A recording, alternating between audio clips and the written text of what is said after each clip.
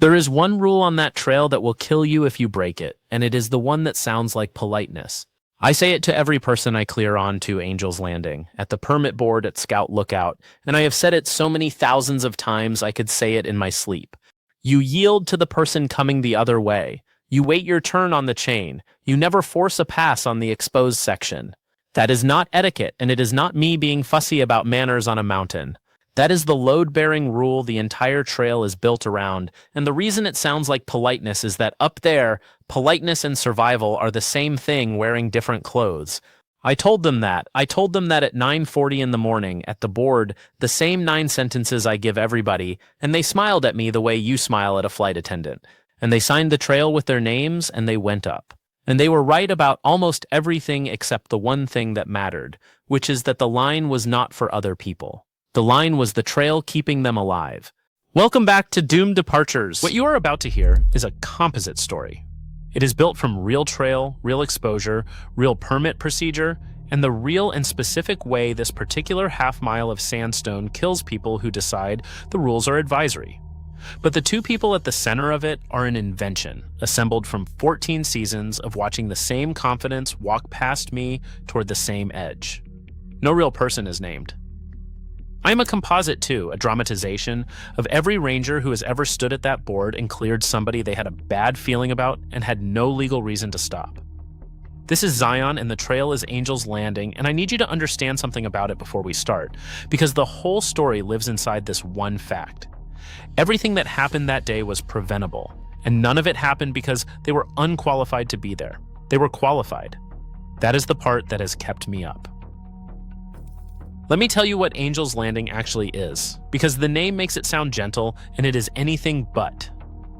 It is a fin of rock that stands up out of Zion Canyon like the prow of a ship, and the final half-mile runs along the spine of that fin, a narrow ridge of sandstone with the ground falling away on both sides, close to 1,000 feet of open air on your left and the same on your right. And in the worst places, the safe walking surface narrows to the width of a sidewalk with nothing on either edge but sky. The Park Service bolted a single line of heavy chain along the exposed sections a long time ago, post to post, and that chain is the only thing between a hiker and the drop for long stretches. More than a dozen people have died on that trail since the chains went in. Not because the chain fails, the chain does not fail. People fail in the specific and preventable ways I'm going to walk you through, and the park has seen enough of it that you now cannot set foot on the spine without a permit issued by lottery, because the only way to thin the crowd on that ridge was to ration it. And here is the hinge of the whole story. They had a permit, a valid one. They had entered the lottery like everyone else, won a slot like everyone else, and had every legal right in the world to be standing where they were standing. This is not a story about people who snuck past a barrier. The system worked. It put 2 qualified permit holders on the mountain on a clear morning. What the system cannot do, what no system can do, is reach into a person and install the willingness to wait 30 seconds for a stranger. That part was on them, and they did not have it. They were a couple, somewhere in their 30s, one in a hot pink top and one in electric blue, and they were fit, and they were fast, and they moved like people who were used to being the fastest ones on any trail they had ever been on, which they probably were, right up until this one. I want to be fair to them, because the lazy version of this makes them monsters, and they were not. They were in love, having a good day, and they had that specific energy of a couple who feed each other's confidence, where each one makes the other a little bolder than they would be alone. That energy is wonderful at a party. It is a loaded weapon on a 1,000-foot ridge. The first thing they did wrong, they did before they even reached me. There is a water station at the trailhead where the shuttle drops you. And the smart move, the one every experienced desert hiker makes without thinking, is to drink there and top off, because you are about to climb 1,500 feet in the sun. They walked past it. Dehydration does not announce itself. It waits and it collects at the worst possible moment. And the seed of what happened on that spine was planted at a spigot at the bottom that 2 people in a hurry did not think they needed. They reached me at Scout Lookout a little before 10, the wide sandy shelf where the maintained trail ends and the chain section begins. I checked their permit. It was good. Then I gave them the 9 sentences and I watched them not land. That is the first refusal, and it did not look like refusal. It looked like agreement. They nodded along, said, "Got it, thanks." And they were already looking past me at the chain, already gone in every way that mattered while their bodies were still standing in front of me. I have learned to tell the difference between a person who has heard me and a person who is waiting for me to finish, and they were waiting for me to finish. I had a bad feeling. I have had that bad feeling 1,000 times and been wrong about it 900 times, and I have no authority to stop a qualified permit holder because of a feeling, so I did what I always do. I let them go, and I watched them climb, and I hoped I was wrong. Let me tell you about the chain section because the physical facts of it are the whole rest of this story. The chain is a single line. That matters more than anything. It means that when two people meet, one coming up and one coming down, they cannot both hold the chain and pass at the same time, not on the narrow parts.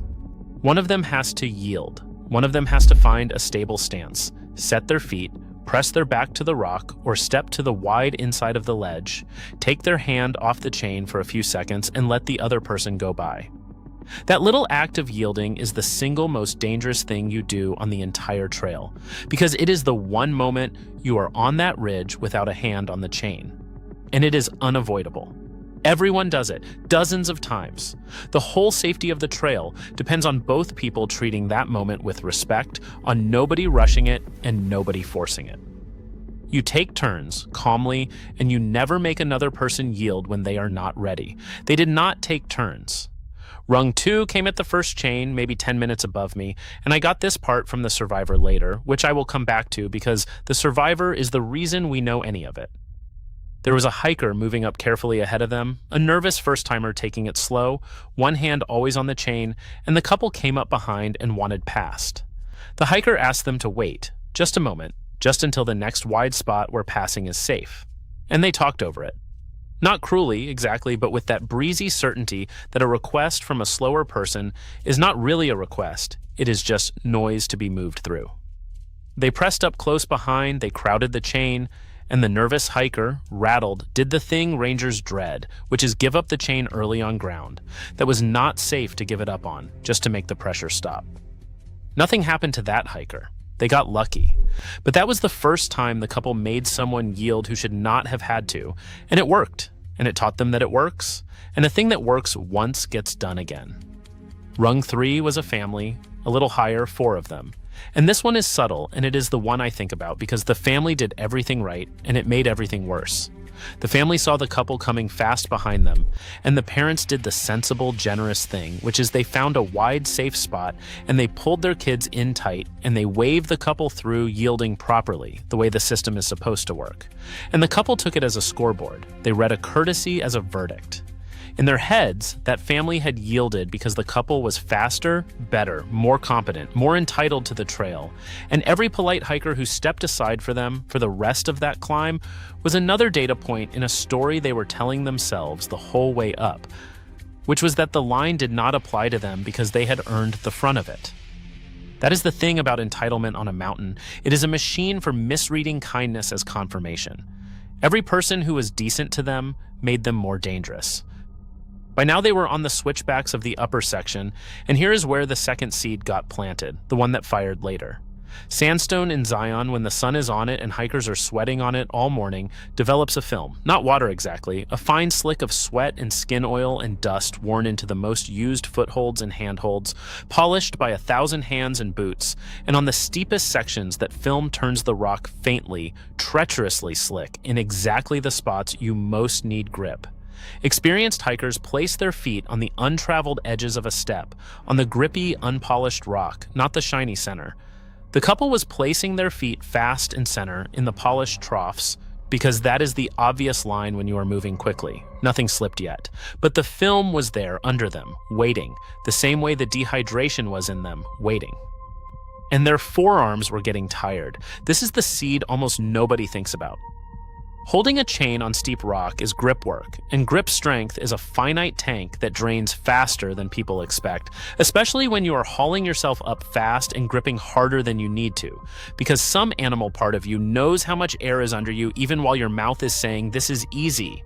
You cannot see forearm fatigue in a photograph, but it is the thing that decides whether your hand closes when you need it to, and theirs were spending down a tank they did not know they were carrying. on a climb where the one moment that would demand a perfect grip was still ahead of them. Rung 4 was a hiker coming down, a person on their way back from the summit, and this hiker did the most useful thing a stranger can do on that trail, which is pass on real-time information.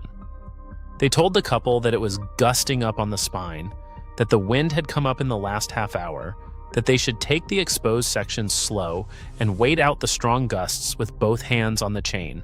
This was not a nervous beginner. This was someone who had just been where the couple was going, 30 minutes fresher than any forecast, handing them the exact piece of knowledge that could have saved their lives. And they thanked him and did not hear him, the same way they had not heard me, because by now they were 4 warnings deep into a morning that had told them over and over that caution was for other people, and words had not touched them yet. Then they reached the last wide spot. I want to stop here because this is the hinge, the place where this was still completely fixable and became a few steps later not fixable at all. There is a final broad shelf before the most exposed run of the spine, the last place where a person can comfortably stand, rest, drink, reconsider, and turn around at no cost but pride. Everybody who dies up there walks past that spot feeling fine. That is the cruelty of it. You do not get a warning that says this is your last safe exit, because at that exact moment you feel the best you are going to feel. You can see the summit, you are almost there, and turning around would be absurd. They walked past the last wide spot at a good pace, both of them feeling strong, both of them dehydrated and grip fatigued and moving on polished rock into a rising wind, none of which they could feel, all of which was true. Everything before that shelf was a story that could still have ended well. Everything after it was arithmetic. Let me ask you something, and I am asking honestly, because this one is not really about a mountain. When was the last time a whole series of people were patient with you, got out of your way, let you go first, and you read all of that generosity not as generosity, but as proof that you deserve to be at the front? Not consciously. Nobody thinks it in those words. But tell me in the comments, because that is the engine of this entire story. They were not undone by a single act of cruelty. They were undone by a morning of small courtesies that they mistook for a scoreboard. And by the time they reached the part of the trail that punishes that mistake, they had been thoroughly, fatally confirmed in it by every kind person they had shoved past. On the exposed spine, everything that had been seeded came due at once, and it came due against a stranger. There was a hiker on the narrowest part of the chain, moving down carefully, doing everything right, one hand always on the steel. The couple came up on the same chain, and there was not room. There is never room on that part.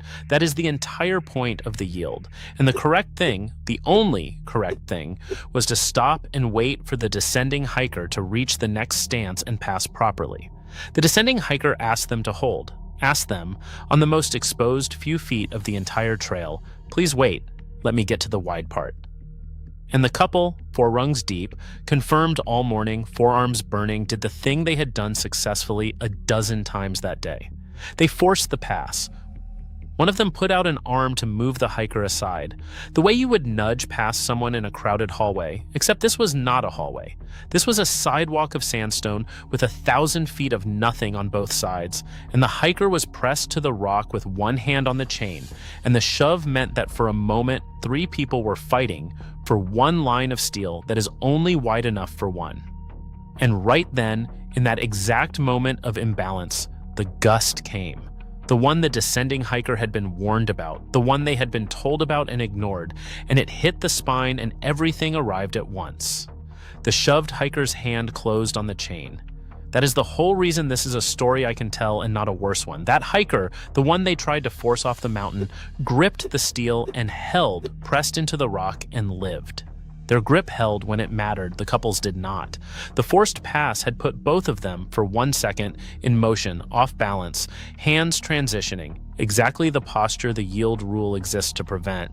And the gust took them when they had the least to hold with, on the polished rock, with forearms already spent, with a coordination already dulled by the water they never drank at the bottom. A hiker below lunged, grabbed for a wrist, and caught nothing but air. I am not going to describe the fall. I will not do that to them, and I will not do that to the people who love them. And there is a line on this channel I do not cross. They went off the exposed section, both of them, in the space of about 2 seconds, and the trail was silent again, and a stranger they had tried to shove aside was still clinging to the chain, alive, because the one thing they refused to do all morning, yield and hold and wait, was the exact thing that hiker had done, and it had saved that hiker's life. We got the call fast. There is no fast rescue off that spine. Search and rescue in Zion is as good as it gets anywhere in the country, and it does not matter, because the exposure that makes the trail beautiful is the same exposure that makes a recovery slow and technical. And I'm going to leave it there, at the ranger and the radio and the team roping in, because the details are not yours or mine. The ruling was consistent with a fall from the exposed section. That is all that belongs in a video. The survivor is the reason we know how it happened. That hiker, the one on the chain, came down off that mountain shaking and sat with me at Scout Lookout for a long time and told me all of it. The first chain, the family, the warning about the wind, the arm coming out to move them aside. And here is the thing that hiker said that I have not been able to put down. They said, I keep thinking about how they were almost past me. One more second of patience and they would have made it. And that is true, and it is the whole of it. They did not die because the trail was too hard for them. They were strong enough for that trail. They died in the last second of a pass they never needed to force, on a mountain that had been asking them to wait all morning, and the person they were trying to move out of their way is alive today for the exact reason they are not. If any of this reached you, then do the small thing that carries it to the next person about to treat a line like an insult. Like this video so it finds somebody at a trailhead instead of a comment section. Subscribe so you are here for the next one. Not for me and not for a number on a screen. Do it so that one more person, somewhere, stands on a narrow ridge behind a slow stranger and understands, in their body, that waiting the extra minute is not weakness. It is the whole skill. Here is the whole of it, and I have had 14 seasons to find the words. The rules that feel like manners are almost never really about manners. On that trail, yielding is not courtesy, it is physics. Waiting your turn is not politeness, it is the thing that keeps two people from fighting for one handhold over 1,000 feet of air. The line is not an inconvenience the important people get to skip. The line is the safety system. It is the whole safety system. And the terrible symmetry of what happened up there, the reason it stays with me more than the ordinary tragedies, is that the couple were not killed by the mountain doing something to them. They were killed by the one thing they refused to do. The yield they would not give a stranger was the yield that would have saved them.